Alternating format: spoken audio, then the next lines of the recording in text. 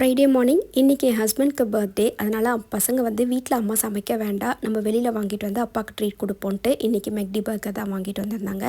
இந்த பர்கர் அவங்க அப்பாவுக்கு ரொம்பவே பிடிக்கும். இந்த கேக்கெல்லாம் சுத்தமாக பிடிக்கவே பிடிக்காதுங்க. அதனால் இந்த மெக்டி பர்கர்லேயே கேக் வெட்டி கொண்டாடியாச்சு. ரொம்ப சூப்பராகவே போச்சு இன்றைக்கி பர்த்டே பார்ட்டி. அவங்களுக்கு இந்த பிரியாணிலாம் கொஞ்சம் விரும்பி சாப்பிடுவாங்க. அதனால் நேற்றே வந்து நான் பிரியாணி செஞ்சுட்டேன் இன்றைக்கி ஃப்ரைடேன்றதுக்காக. இதுக்கு வந்து சிக்கன் டிக்கா பிரியாணி தாங்க செஞ்சுருந்தேன் ரெஸ்டாரண்ட் ஸ்டைலில்.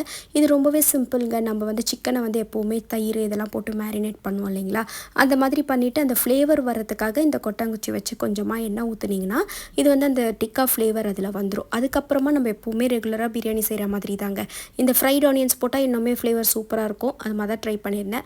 அரிசி முக்கால் பாகம் வெந்ததுக்கப்புறமா இதில் எடுத்து போட்டுட்டு லேயர் மாதிரியும் நம்ம போடலாம், இந்த மாதிரி தனித்தனியாகவும் வச்சு செய்யலாம். இந்த சிக்கன் டிக்கா பிரியாணி செம்ம டேஸ்ட்டாக இருக்குங்க. ட்ரை பண்ணி பாருங்கள். இது சாதம் வந்து நல்லாலாம் வெந்திருக்காது, கொஞ்சம் இந்த மாதிரி தனித்தனியாக தான் இருக்கும். ஆனால் செம்ம டேஸ்ட்டாக இருக்குங்க. பிடிச்சிருந்தா லைக் பண்ணுங்கள். பாய்.